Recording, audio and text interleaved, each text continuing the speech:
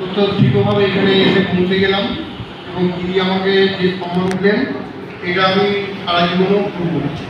আমি চিরকালই পত্রিকা সম্পাদনা করে এসেছি আগে 40 বছর।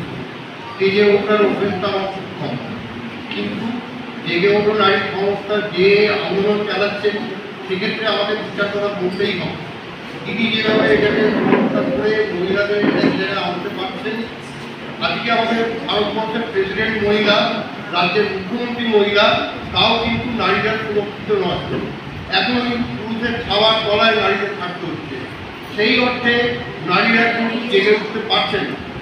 আমি দিদিকে অনুরোধ করব, নারীদের আপনারা একত্রিত করুন এবং উঠে দাঁড়াবার মতো মনোবল যোগান। শিল্পের মাধ্যমে, আন্দোলনের মাধ্যমে নারীরা যাতে জেগে ওঠে এবং খাবার আড়ালে জেগে আসতে পারেন।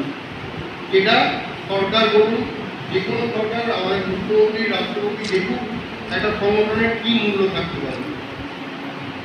এই ভূমিকা আমার বক্তব্য শেষ করছি।